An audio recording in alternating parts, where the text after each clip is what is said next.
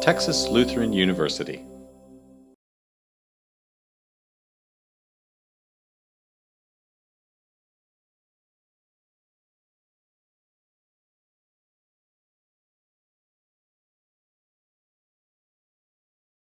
The goal of the Cullinane Speaker Series is to bring in people who are doing the actual work of social entrepreneurship and social innovation.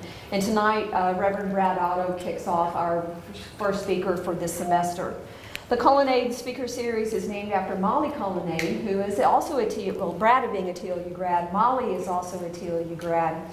And she has been very instrumental in helping us to get this program off to a great, successful start. She's a nonprofit attorney with her husband up in Austin. They have the Cullinane Law Group, and she teaches for us from time to time, but as a way to honor her, we named the speaker series after her because her spirit is pretty amazing.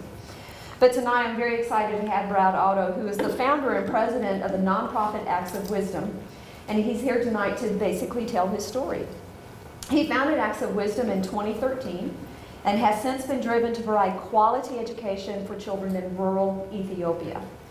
Brad has a degree in Theology and Theater from TLU, and then he went on to get his Master of Divinity from the Lutheran Seminary in the Southwest, which is located in Austin. He has been involved in the ministry for 11 years and serves right now as the lead pastor at Messiah Lutheran Church in Cypress, Texas. They're on the Houston Northwest side. He also chairs the Texas Louisiana Gulf Coast Synod Mission Strategy table for the Texas Louisiana Gulf Coast region. A very dynamic synod within the Lutheran Church for sure. And Brad is married to Stacy, who teaches at Harmony School of Discovery, and they have two children, a daughter, London Grace, who is 6, and Logan Bradley, who is 2 years old. So thank you again for being here. I'm going to turn the podium over to Brad to share his story with all of us. Awesome. Thank you. Appreciate it. Good to be with you this evening. I want you to meet a friend of mine. Her name is Birdie. She's up there. Birdie was a young girl that I met in 2013. I spotted very early on in my visit, one of my first visits to Ethiopia, in the village of Robit, in the northwestern sector of Ethiopia. And what stood out to me about Bertie was that smile that you see in the picture. And she had a firm grasp on that book bag with those books. She was proud of those books that she had in her book bag. And she was really excited and happy that we were there and that we were going to be thinking about delivering school books to her school there in Robit. And so I started a conversation with Birdie, and she said she wanted to be a clever student, not just a good student, but a clever student, and she wanted to be a teacher. She wanted to be a teacher because she wanted to come back, and she wanted to be a teacher in her village to help her village and help the kids that were growing up in her village, and that was very important to her. And so, you know, I looked at Birdie and I kind of looked back on my life, and I have been incredibly fortunate in my life to never experience some of the difficulties that some people experience in this world. And what I've seen in my world travels, not only to Central America, but also to the inner Mexico and along the border of Mexico and Texas, as well as Africa. I can't imagine what it's like to go to bed hungry. I can't imagine what it's like to not have clean drinking water. I can't imagine what it's not like to have access to an education. I know when I was in your shoes, I dreaded going to an 8 o'clock class, a 9 o'clock class, a 10 o'clock class. Let's see, how many hours are there in the day?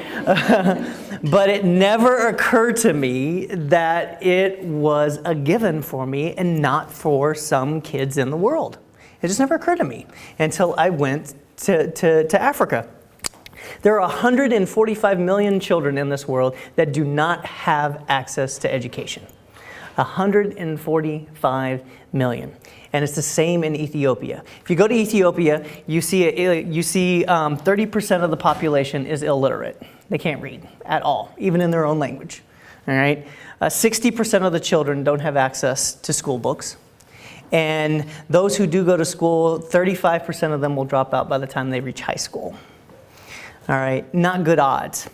And yet, when you talk to them, like Bertie, they have dreams, just like we do here in the United States. They want to be doctors. They want to be teachers, right? They want to be engineers. All the boys want to be engineers because they want to build stuff, right? They see a lot of building going on in the big cities in Ethiopia, and we're going to talk about where that building is coming from here shortly, right?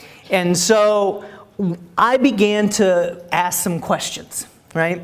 I began to notice, if education's so important, if we're here digging these water wells, which is the reason why I was there in the first place, so that children didn't have to walk 2 hours one way to get dirty drinking water and carry back another 2 hours to their home and couldn't go to school. Why were all of these schools empty, number one? And number two, even the schools that did have students in them, why were they lacking in materials and in teaching materials and school books? And so I began to ask questions of local folks. I began to establish relationships. And so I saw a need, and I decided that I wanted to respond. So I came back from that trip, and I told my wife, she says, "How was your trip?" And I said, "Fine." And we went through the pictures, you know. I put it up on my Apple TV, and we went through my phone, and I told her all the stories. And then at the end, I said, "I think God's actually calling me to start a nonprofit." And she says, "Do what?" And she said, "What the hell are you talking about?" And so I told her the story of what I saw. My wife's been a teacher as long as I've known her, even when she wasn't a teacher. She was a teacher at heart. My mom has been in the education system for 35 years in public school. And so education was kind of at the core of who I was. Okay, and so I said, "I think I'm supposed to start this." And so I knew jack about starting an organization, by the way, okay? I didn't know anything. And so I went and got starting a nonprofit for dummies. And I said, "What do I need to have?" I needed to have bylaws, and I needed to have a board of directors to file paperwork. All right, I had the vision, I had the purpose, but I needed to put together the stuff. Found a nonprofit lawyer in the congregation that I work with. She says, "I'll take care of the paperwork. Here's what you need to do." All right. I found some people who were just as passionate as I was. All right, and decided they were like, "Yeah, we'll be on the board." So I got a board of directors together. We filled out the IRS paperwork and the state paperwork and sent our stuff off, and then we just waited, and we started visioning and dreaming about what the organization was going to be about. Now, that's important, okay? The best businesses aren't profit-driven or even product-driven. The best businesses in the world today are purpose-driven, all right? Whatever it is you do, have a purpose. And stick with it and don't stray from it, okay? And our purpose was to provide education for these children, okay? And these organizations that are purpose-driven, they strive to solve real problems. They strive to meet pressing needs and to change the world in small or big ways, okay? Know your purpose, all right? Whatever it is you want to do, know your purpose. All right, and find out who you are and do it on purpose. The great Dolly Parton said that once. All right, find out who you are and do it on purpose. And for me, I have always been a helper. I've always wanted to help people. I've always wanted to make a difference in people's lives. And so that was who I was. Education was at my core of not only who I was, but my family. And so that is what I decided to do. And so I started Acts of Wisdom. Now, I wasn't interested in just establishing another aid organization. There are plenty of those that are out there, all right? I wanted to really try and help and make a difference. That's what I wanted to do. I really wanted to try and make a difference, all right? And to do something that I love to do. Here's the thing. To make an impact, you must love what you do. All right? Otherwise, don't bother doing it. Because I'll tell you, over these past 2 years, There's too many hours, it's too much hard work, there's too much second guessing yourself. Is this really what I'm supposed to be doing? To do something that you don't love to do. All right? Find your passion and do it. And so I did not want to start another aid organization. There was tons of those out there, right? Let's face it. We have a fight right now that's going to happen over foreign aid in the United States budget. All right? I know how contentious aid can be. I was interested in making a difference. I wanted to see real results, and I wasn't interested in aid. Why? Because aid has its issues, okay? I read a book recently by Dambisa Moyo. I don't know if you have read it or not. It's called Dead Aid. She's from Zambia, okay? And in the book she says, aid has been and continues to be an unmitigated political, economic, and humanitarian disaster for the development world, right? Aid has actually done more harm for Africa than it has done good. Because let's face it, over $300 billion since 1970 has come from the United States into Africa. And Africa is still poor. And that's just from us in the United States. All right? And it is because of aid, in her thoughts, that Africa remains poor. It's because of the aid. In other words, to put it in the words of Freud, right, it is the disease of which pretends to be the cure. And so, why has aid not helped Africa? Well, the bad part of aid is this. Number one, aid is easy to steal. Right? Aid is easy to steal. Number two, aid goes directly to the governments, which makes taking control of a government worth fighting for people who are poor, right? It makes it worth fighting for, makes a civil war worth it in some of these countries, all right? Number three, when aid is not invested properly, it encourages corruption and it encourages conflict. We see it all the time, right? I want to tell you about, there's a well-known manufacturer in Africa, just outside of Addis Ababa. You can still see the empty factory if you go there today. And they were booming about 10 years ago. And their main manufacturing plant, they manufactured mosquito nets. And guess what? They're out of business now. Why? Because they were flooded with well-intentioned aid agencies who brought in thousands, hundreds of thousands of mosquito nets and doled them out for free. So guess what? Now we have a manufacturer that has gone out of business and thousands of workers who are now out of a job, who had a well-intentioned job. Why? Because the aid was not invested properly. Aid can be good if it is invested in a proper way. All right? Instead of bringing mosquito nets in, the aid should have went into building up the manufacturing plant in order to produce the number of nets needed to help with the epidemic of malaria in Ethiopia, instead of bringing and flooding the market with nets that would eventually put the manufacturer out of business. Right? So aid is good if it is invested properly. All right, and we're going to talk a little bit more about that in a minute when we talk about framing aid and framing the way in which we look at things. Andrew Mwenda is a famous African journalist, and he said we have got to look at Africa in a different framework. Okay, because the framework that we are looking at Africa is hindering Africa's growth. All right, we cannot continue to, we need to see beyond what the media is telling us about Africa.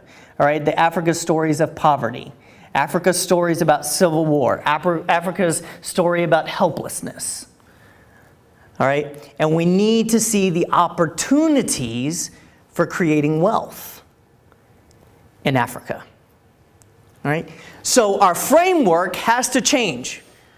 We have to begin to not look at Africa in the framework of despair.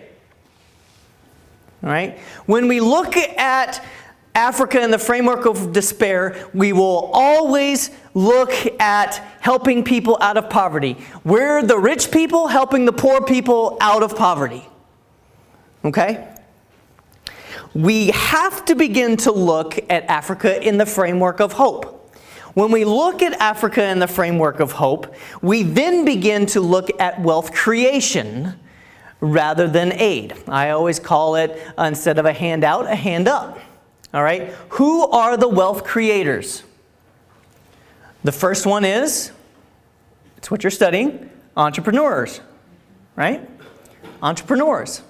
It's why the microloan area of aid is actually booming and actually doing some really good stuff. Kiva, if you ever heard of Kiva, young girls started around her dining room table, right? Microloans that help people, help a woman start a fruit stand, help a fisherman open a fishing store. You know, and those microloans are paid back over time, but it helps them establish their businesses. Okay? So entrepreneurs, number one. Number two, we need to invest in infrastructure. If you go to Ethiopia today, almost every building that is being built and every road that is being built, if I ask who's building it, they will tell me one organization, China. China is not pouring aid into some of these African countries. They are helping with the infrastructure. These people have jobs building roads. They're giving them the technology, they're giving them the knowledge to do it, and they're doing wonderful things. The road, if you would have seen the road 5 years ago that we had to go down to get to the village where we're currently working, I mean, I'm talking fruit basket upset in the stomach region, right? I mean, organs were in places they shouldn't have been because it was so bumpy, right? Now it's paved halfway out there. China built the road, helped build the road, right?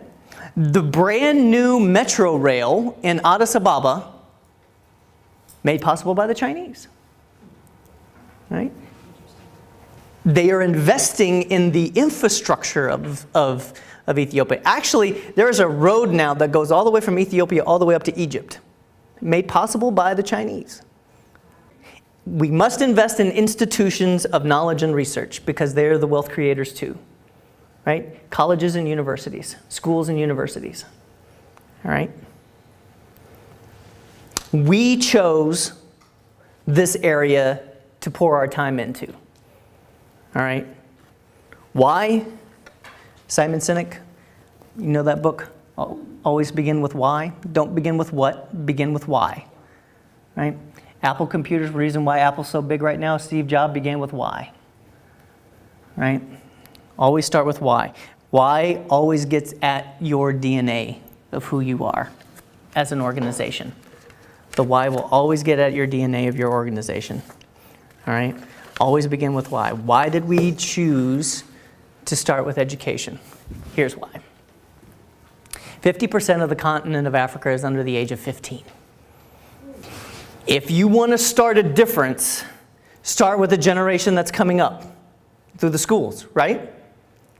They're going to be the change makers. And guess what? You have 50% of your population under the age of 15. Right?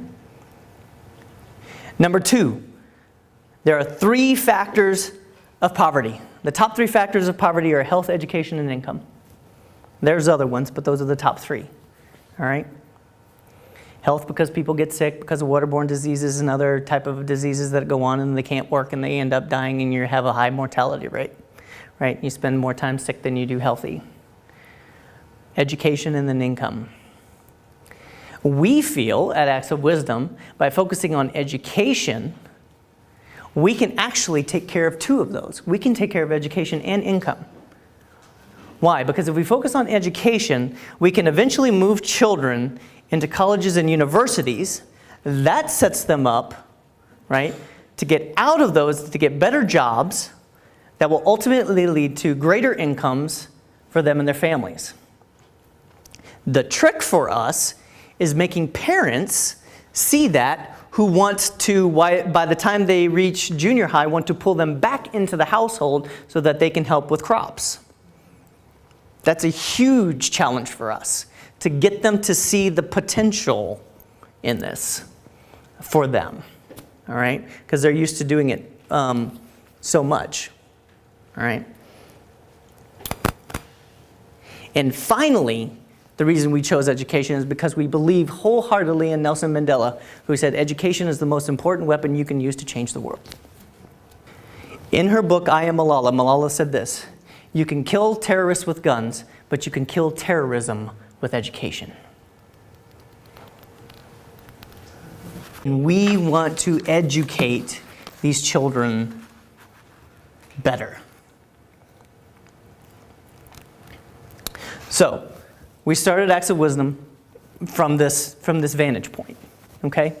And we put together a model of how we wanted to operate. The model centers around 3 Ps: people, plan, and purpose.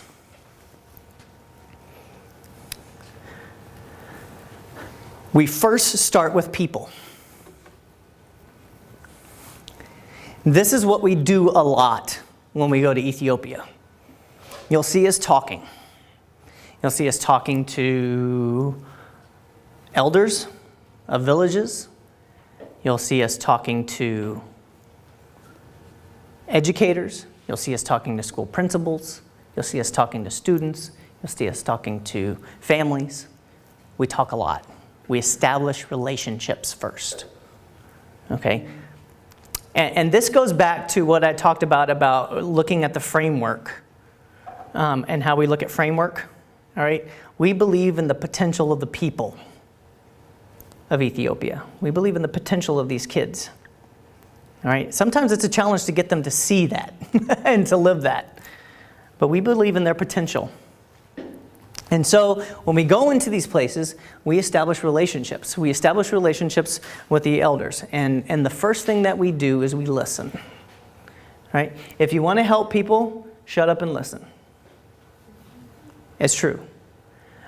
There's a TED Talk by Ernesto Ceroli. Look it up. And he's an Italian. He was one of these social entrepreneurs from Italy. And at 21, he was going to go and he was going to save the continent of Africa. And so he goes to Zimbabwe. And when they get to Zimbabwe, they saw that there was, in this wonderful fertile valley, that there was no agriculture. And he's like, oh my God. And so they go back and they come back with Italian tomatoes and Italian zucchini, and they teach the people how to plant crops, because obviously they don't know how to plant crops because there's no crops there in this fertile valley.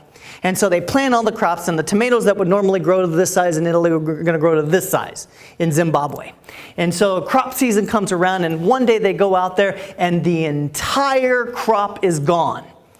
And he says, what happened to the crops? And they said, the hippos from the valley came up and they ate all the crops. He says, the hippos, what the hell are you talking about? The hippos came with the crops. He said, they love the crops. And he was like, that's why we don't have any crops here. It wasn't because that they didn't know how to plant. It was because of the hippos. And he says, why didn't you tell us this? You didn't ask. Right? So we have to listen first. We can't assume that we know what's best. We don't know culture. We don't know the area. We don't know the system. I don't know how many times I have beaten my head bloody because the system of education in Ethiopia drives me nuts, because I think it's ass backwards. But to them it's not, and I have to operate within their system, so I have to learn it. You know, I can't just go in and start a reading club in English. That's just not possible. One time, I'll never forget, I wanted to move computers. The high school had 50 computers sitting around, and my elementary school that I'm working with had 0, and they were asking me for computers. I said, yeah, 50 computers in here. All of them had little towels over them, half of them. Only about 5 of them were being used. I said, well, let's just move some of these over there. And you would have thought that I actually asked them to sacrifice one of their children. Those computers belong in that classroom. We can't move them. Donors gave for that education for the high school, so we can't move them to the elementary school. So it's a different way of thinking. I didn't even ask. I just assumed that we could move those computers over to the elementary school. So we have to listen. And so that's what we do. We listen. We establish relationships. We talk to the elders of the village. Why do we talk and establish relationships with the elders of the village? What do you think? They're the ones in charge. Exactly. They are my gatekeepers. They will actually are the ones that will get the parents, if they aren't getting their kids to school, will tell them, you need to get your kids to school. How do you know who the elders are? Look for the ones who are holding the guns. Right? And the white and the big white robes. Okay? Yeah, somebody showed up to my door and said, you need to get your kid to school with a gun. I'd get my kid to school with a gun too. We make sure that we're good with the elders. Right? Right? And every time I go, every one of them from each village that we work with, the elder is the first one who greets me. Right? And they know by establishing relationships, we aren't just another aid organization that's going to come in, we're going to dump, and then we're going to leave. Right? We are going to walk with them. This is where I think faith crosses in this area that I'm working with. Because there's a big difference, I think, here. And I think this is where ministry comes in. Okay? Ministry, you actually walk with people. And I think no matter what we do in the social entrepreneur world, right, we need to walk with people. We need to minister with people. Okay? And that's what I want to do. I want to walk with these people through this. And you get a lot more out of it, by the way. And it's a joy to go back to these villages to see these things that are happening. We meet with school officials and we meet with teachers, okay? And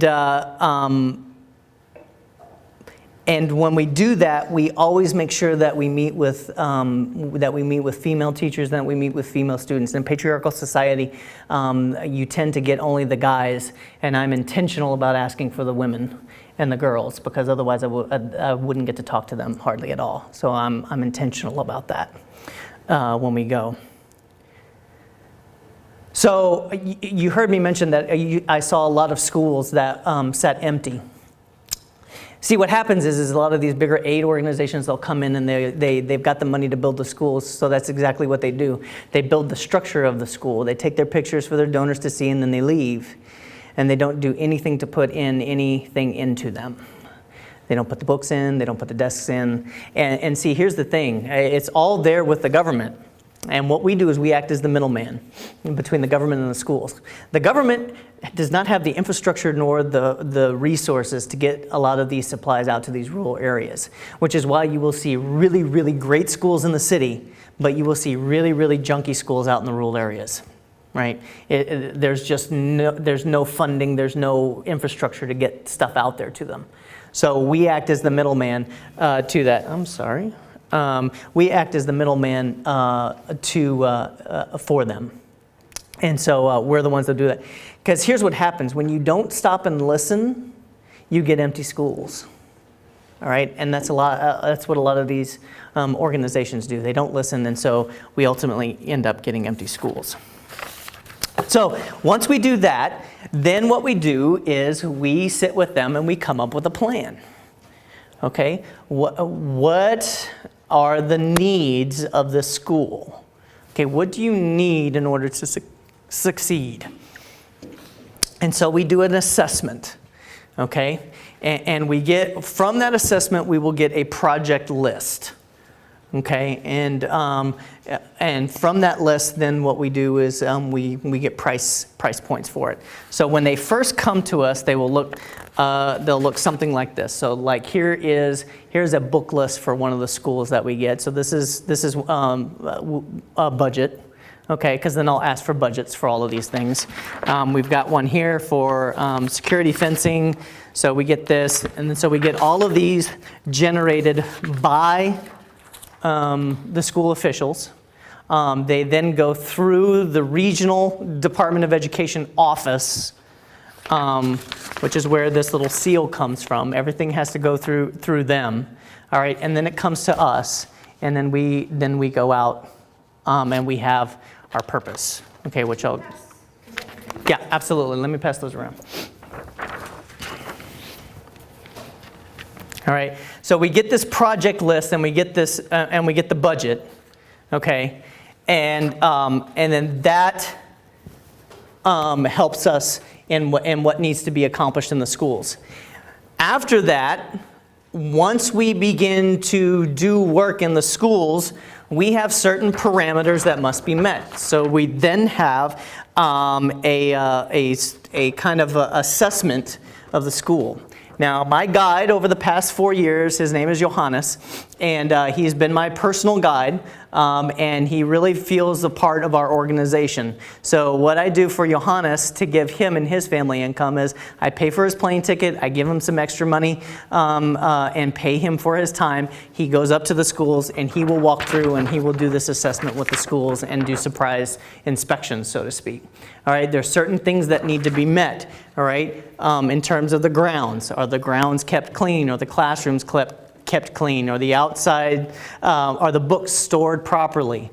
Are they being used properly? Do they look like they're in good condition? Okay. Students, where's our attendance? Okay. I want attendance to be above 80% in the schools that we're working with, right? Most of the schools that we go into, it's 30 or 40%, so I like to double that. All right. Are more than 80% of the students passing their national exams? Okay, I want to know that. There's a national exam for every grade level. Okay, I want to know about that. Do all the students have access to the school books? Do the teachers have adequate supplies? Are they preparing their students adequately? How are they showing up to teach? Okay, and then I have him pull aside a student and a teacher and ask them 2 questions. Any observations regarding the students that need attention that you've talked to? I want you to talk to them, and do they feel that there's anything that needs to be paid attention to, or anything that they want to praise about the school, okay? And then these come back to me. This determines whether the board will continue what we do or not, okay? The other thing that must be met is that the village must have sweat equity in the project. In other words, they must participate in some sort of way, okay? For example, here is a hole for a latrine that's going in that we currently have. These are people of the villages. These are not contractors digging this hole. This guy right here is the principal. So he's even out there. Why do you think I do that? Why must they take part in it? They have a stake in it then. Yeah. They take more pride in it. They take ownership of it, and they feel a sense that this is ours, which will ultimately lead to a better upkeep of whatever it is that we're doing. Okay? So they must have some sweat equity. Once we get those proposals back, that gives us our purpose. We go out, and we have to fundraise. Okay. Now here's the way that I wanted to set up this organization. I wanted to make sure that if you gave me $500 for school books, that 100% of what you gave goes to school books. All right. Most nonprofit organizations take a large portion off the top for administrative costs, and then only a small portion of what you think should be going actually goes to the project itself. All right. So what I wanted to do is I wanted to make sure that we fundraised our operational budget, or that we had at least a couple stakeholders who would give to our organization for that specific purpose. In other words, they get it. They know that if we don't have operational costs, we can't do what we do. And that's the way that I sell it to them. I said, look, I want you to give to admin, and this is why. Because if we don't have an administrative budget, we can't do what we do. Okay? And they know that that's what they're doing. They know that their gift is going towards administrative costs. Okay, and then we have 2 major fundraisers a year. We have a golf tournament that's coming up in May that we do every May, and then we have a dinner gala in November of every year. All right, and usually between those two, what we do is, like, even at the dinner gala, we will actually have a specific project that we are going towards for the goal as well. So, and usually by November, we know if we're going to meet our operational costs or not, so then we're able to shift some money around and do it that way. But even within the gala, you can walk up, we have this bookshelf, and they have books, and you can just pick a book off, and each book has something on it. $20 for a book, or to sponsor a student. $100 to sponsor somebody who goes to college. All right, it takes us between $15 and $25 a year to get a kid in school for an entire school year. All right, $15 to $25 a year. This is not a month, for them to have all of the stuff that they need to go to school. All right. Now, you can take this up with Texas Lutheran University at another time, but it also costs us $100 a month to send somebody to college. Room, board, and books. So $1,200 a year. Sorry, Stan. Kind of threw y'all under the bus there. And so that's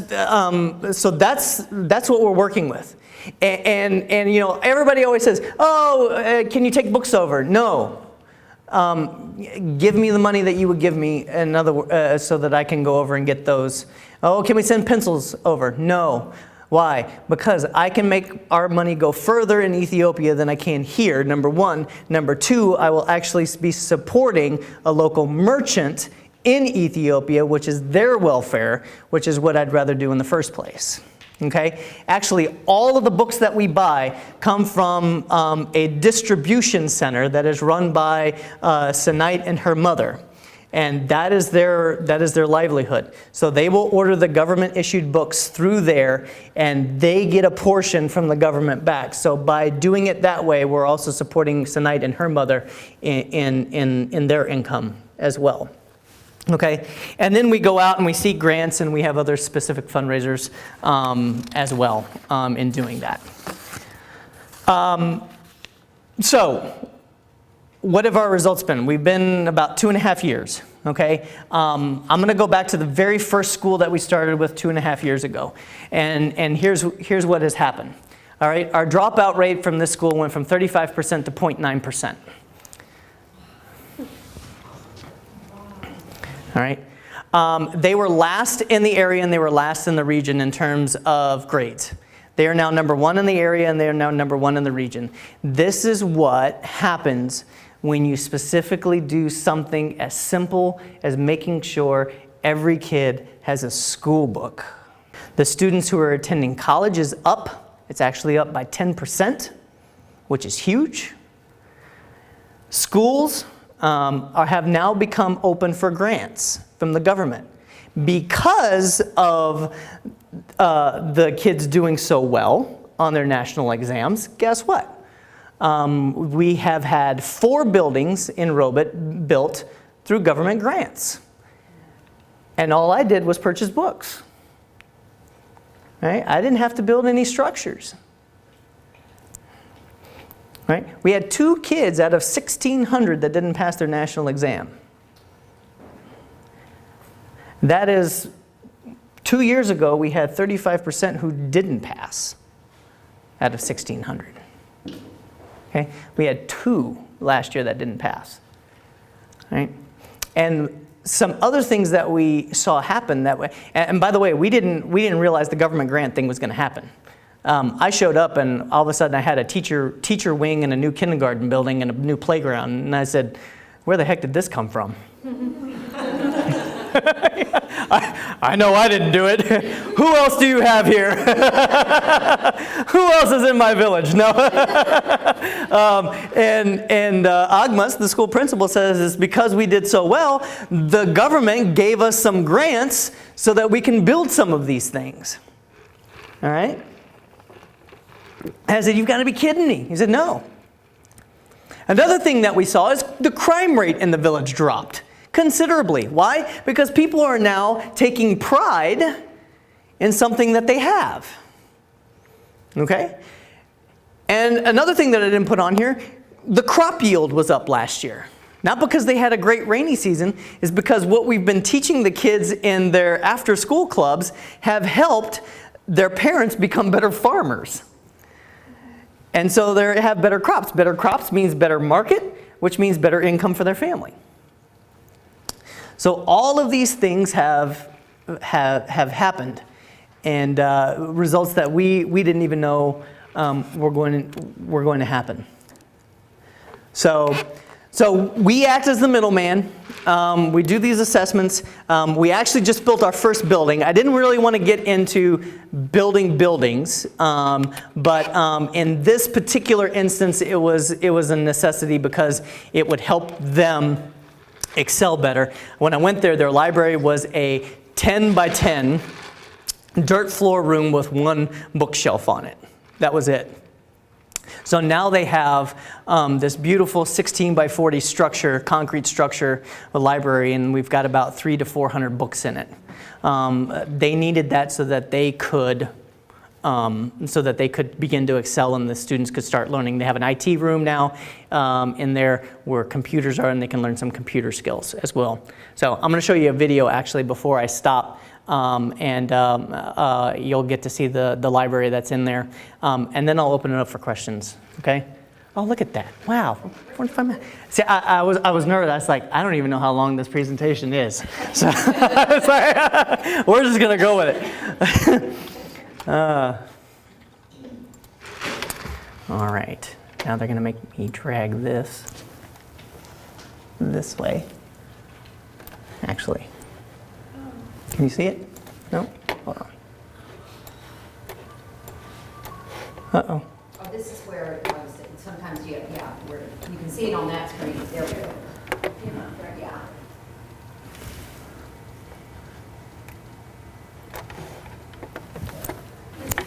There it is. Now I got to get my mouse over there. There we go.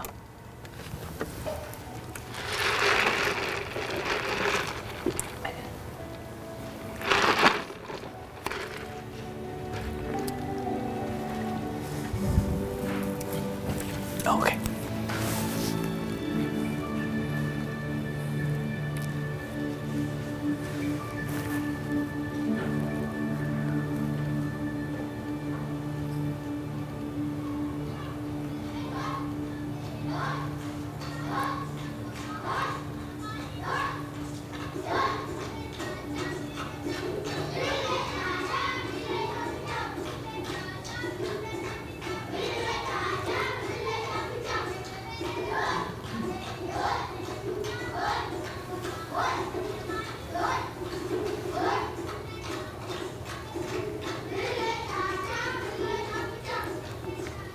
Thank you very much. So, as the previous year, we are competent in regional level, local level, as well as in national level. However, this one, in as the regional level, this school is the best practice in the regional level. So there's our library. This library, it helps to increase the student reading speed. It helps to school to compete other schools. The construction of this library, the involvement of absolutely in this school is really helpful very much.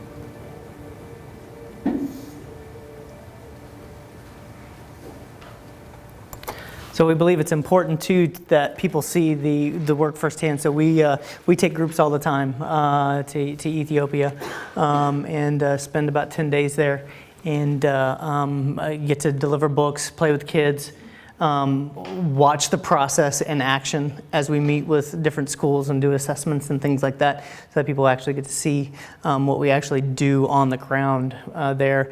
And then at the end we do a little sightseeing to get the culture of the country. So I'll open up for questions.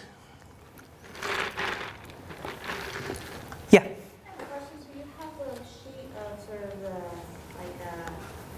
like a control system when you sort of rank, how the different measurements, the metrics that you use to evaluate the schools and the work that they're doing. So clearly, like, when you meet your metrics, that means that you're doing something that's right. Right. And you should continue doing that. Yeah. What happens when you don't? We sit down with school officials. I always have the elders there too, because they need to know what's going on as well. And we just come up with a plan. We say, okay, this isn't working. How do we correct this? They know that if they aren't going to meet a certain parameter, that there is a danger that we might leave or we might pull out. We might not give money anymore and put it into the schools. So they want to make sure that it's corrected. They want to make sure that they're meeting the standards. And so we've only had to do that once so far, but after the meeting, it was corrected really quickly. The next time that we did the assessment, it was all fixed and everything, because they know how important the education is for these kids and what it means for their villages. So they're willing to correct it. So what's the actual case in which you would pull out?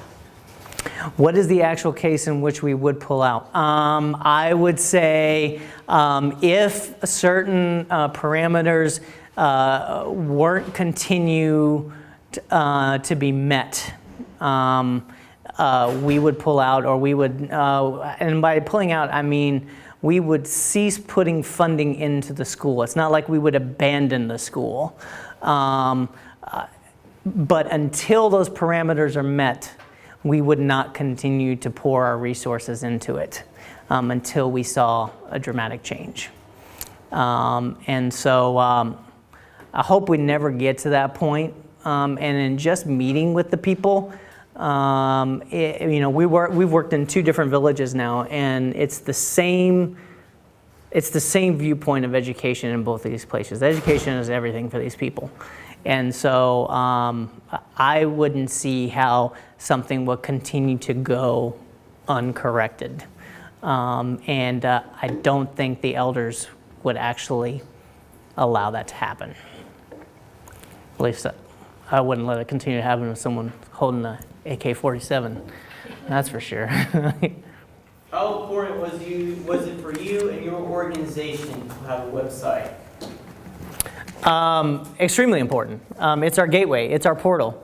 It's the doorway into who we are.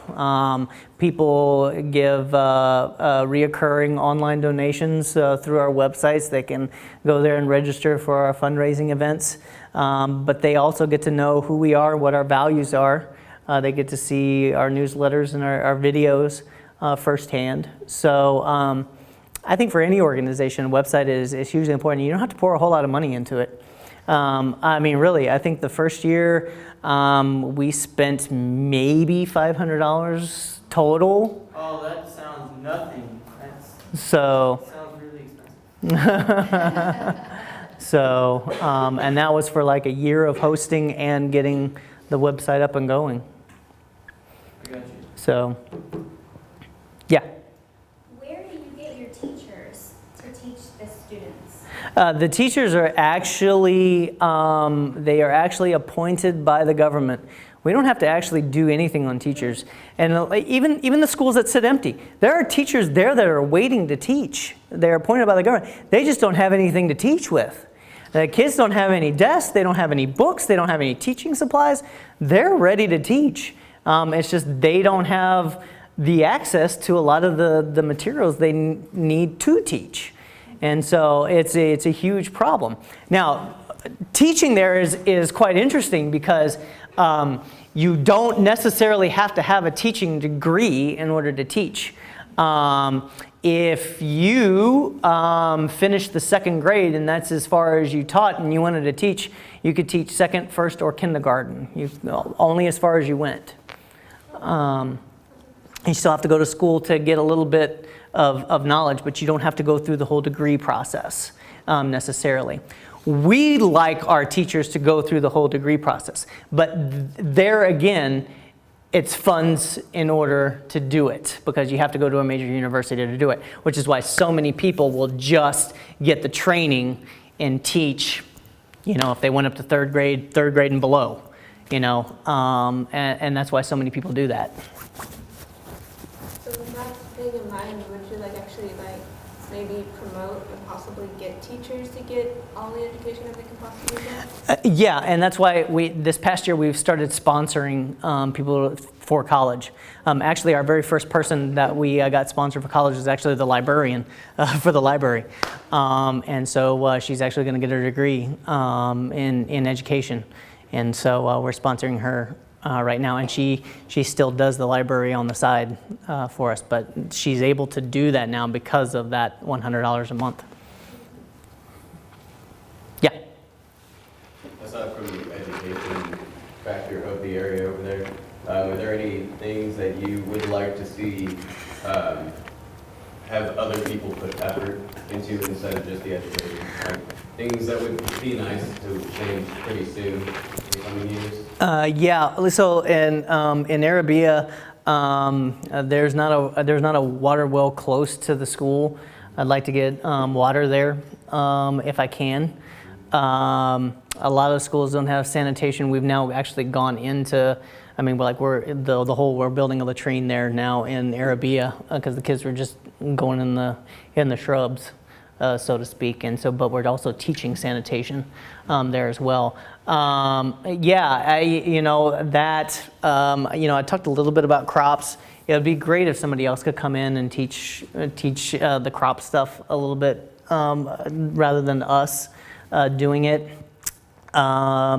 There's also a great need. There are tons of widows in the village of Robit, women who are raising kids by themselves, and because we live in a patriarchal society there, they don't have an income. And so a good buddy of mine has been sponsoring a couple of them himself, but it would be really great because some of them can make some really crafty things. And my thought is if somebody could do that, and we could bring the stuff that they make and sell it. The money could go back to them. Acts of Wisdom would keep a portion in the scholarship fund, and then they know that their kids can go to college down the road with the use of that money. So there's a couple of things like that. Health is important too. They have a town doctor, but he put himself through nursing school. He's a nurse, but he does his best. He delivers babies and everything. People pay him with chickens and whatever else. But he could use some decent equipment, lab equipment. Medically, the kids could use some better vaccines. They're not getting all their vaccines, So that is the only thing I think is lacking in that. There's two things that are lacking in that 15 to 25, and that is lunch for the day and proper vaccinations. But when you're looking at adding those two, you're looking at adding another $25. So you're actually looking at $50 a year. Kid get vaccinated, have lunch all year long, and then have the proper school supplies. So yeah, there's a couple other things that need to be done, for sure. Yes? Yeah. How often do you meet with your board of directors? Once a quarter. That means once a quarter? Once every 3 months. Oh, okay. Yep. All right. We have an official board meeting. Sorry, I never heard of that before. Once a quarter. Yeah. Once every 3 months. What do y'all usually go over? We go over budget, we go over financials, we go over expenses, we go over assessments that have come in since the last board meeting, and corrections that may need to be done. We go over fundraising strategies, like this last one that we just had 2 weeks ago. We looked at the golf tournament and what needed to be done and sponsorships that needed to be gotten for that. So we do that. We're looking at changing our online giving portal. So we looked at shifting that around to make it a little bit easier for folks. Ways to expand grants that may be out there that we need to go for. Like I'll be going to speak at a grant board next Thursday to hopefully get a $10,000 grant for one of our major projects. So, yeah, that's usually typical agendas. All right, sweet. How did you choose your board? People I knew, number one. Number two, areas of expertise. I wanted a broad range. I have an entrepreneur as my treasurer. She started her own small business. I have a sister in the Lutheran Order of Franciscans as a secretary. She brings the faith aspect to it. I have a school principal for education. I have an executive director of a camp because camping is in the nonprofit world too. And then I have a former president of, he used to work with Lions Club International, which is a service-oriented nonprofit itself, and also a United States Air Marshal. So, he's on there too. So, kind of a diverse, I wanted a broad range of folks on there. Mm-hmm. So you had mentioned that like sometimes aid or organizations can like cause, I guess, conflict with like other organizations, like locally. Have you had any like, I guess, trouble with like maybe, or competition maybe with like other or like aid organizations? You know, I see them around, but so I tell you, we have a great relationship with another nonprofit called Water to Thrive, who does water wells. It was actually on one of their trips that I actually got into this. So there's a close connection there, number one. Number two, I like to go to the areas they have already been to, because in building the water wells, they are taking care of that health part of the poverty that we talked about. Waterborne diseases are going down, health is increasing in these places where they now have clean drinking water. So if they're taking care of that, we can take care of the other two, so that we're not spreading ourselves so thin. And there's also a connection there with them. Other than that, no. I mean, I see, you know, like, you know, I'll see schools that are built that are just sitting empty, built by, you know, blah, blah, blah, and just kind of ticks me off because they didn't do anything to help the school, you know. But, I mean, no, like, confrontation with them or anything. So, usually if I butt heads with the Department of Education, simply because sometimes I think that they don't do things right, but that's me and my Western thought process. And I have to remind myself of that. Yeah. I have a question about, like, I noticed on the video that, like, on the board when they were pointing at the words that they're in English, do you guys teach in, like, do they teach in English, or do they try to, like, preserve the culture by, like, teaching it? Both. They teach in their native language, Amharic, and then they teach English. So all the kids do know English and are taught English. And so yeah, their books are both English and Amharic. Hey Stan, good to see you. So it's both. Yeah. A lot of the kids speak English. They speak better English than they laid on. So they're sneaky like that. Are there also expanding the service you do?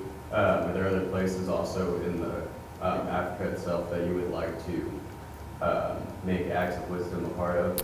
Yeah, so right now there are 2 other schools in this cluster. So if you take a look, I'm not going to draw Ethiopia very well. So up here is Gondar, and down here is Addis Ababa, the capital.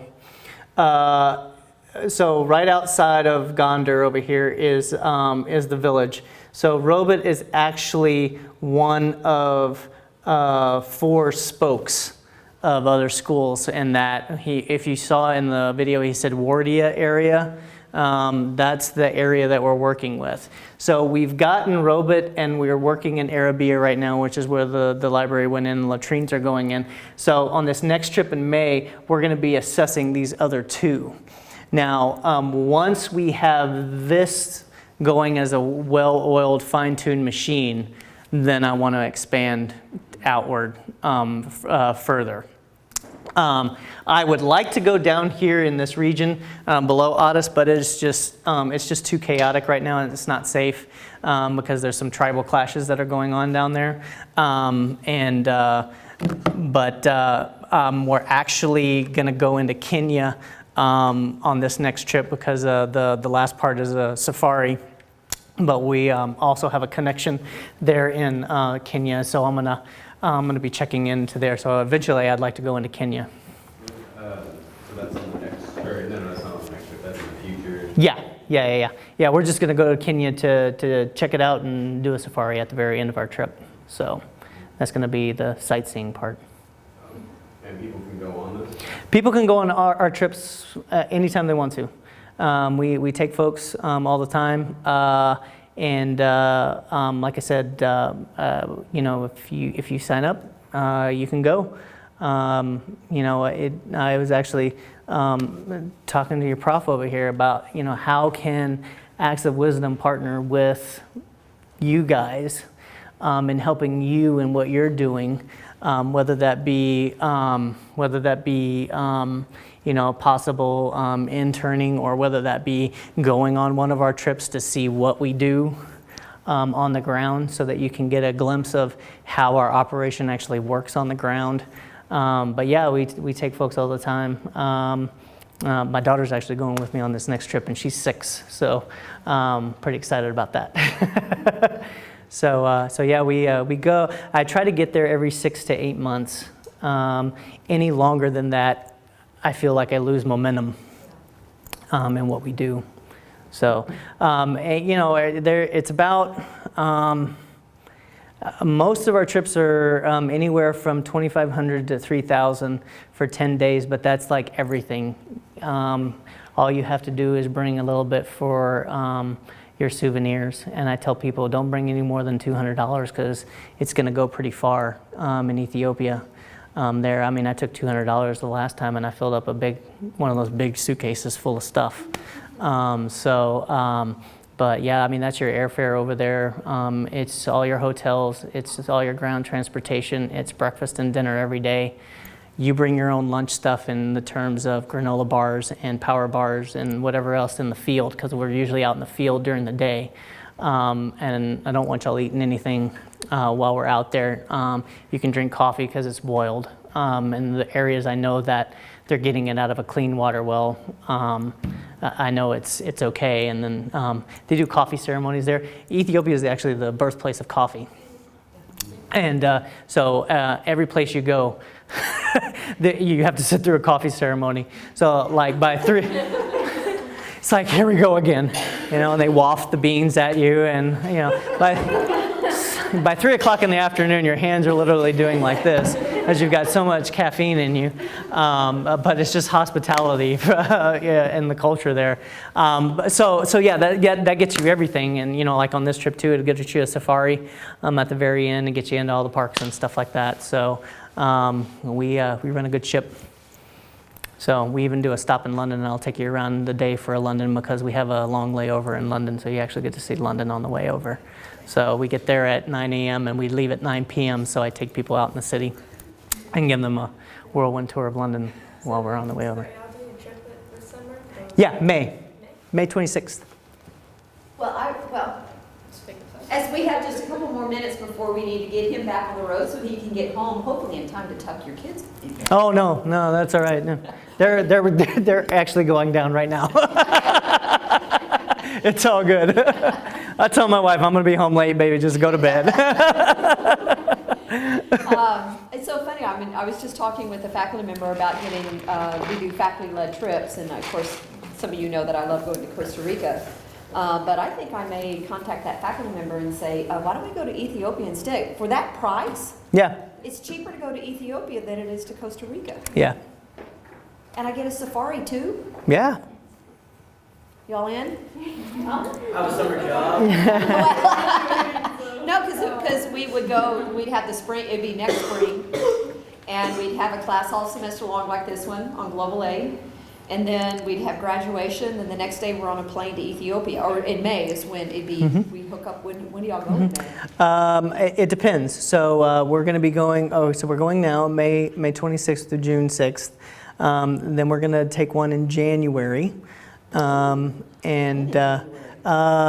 January, Before the semester starts? I don't know, when does the semester start? Like January 15th, something like that.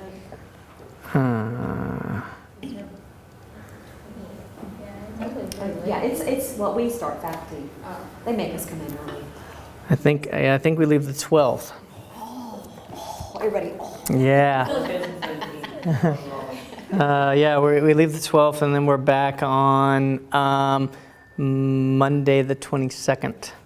well, that's not bad. We could do the trip first, and then, or do the trip, then go again in May. Good. Yeah, absolutely. Absolutely. And in January, it's really neat. They have this celebration called Timket. Ethiopia is the Ethiopian Orthodox Church is the oldest church in the entire world. And they have a festival called Timket, and it's the celebration of the baptism of Jesus. And so thousands upon thousands of people come to get baptized. And there's like parades and people tribal dancing in the streets all over the place, and flags and the colors of Ethiopia are everywhere. And That's it's just, January? and it's in January, yeah. So, and that one's actually a little bit cheaper. That one's usually about $27 because the airfare goes down in January. So, yeah. You might have someone with you in January. I'll just start my classes late. There you go. Kim, I think, is in. Yeah. Yeah. Able to indulge on the tribal dancing? Oh, absolutely. They encourage it. Charles, it sounds like They encourage it. Johannes that you saw in the video, he was the one that was talking that didn't have the captioning at the bottom. That's Johannes, and yeah, he's a crazy guy. He will pull you in and have you start dancing. So. Well, I'm going to go ahead and stop the formal part of our time together, and we'll take about, as we do, a 10 or 15-minute break, and then I guess, can you hang around for a little bit? I can. Yeah, absolutely. So during the break, if you want to talk one-on-one with Brad, but if not, for those who need to scoot out the door, our guests who are here, because my students, you're not out. After we take break, we have class. But let's thank Brad Otto for spending some time with us. Thanks, guys. Good to be here. For more information, please visit tlu.edu.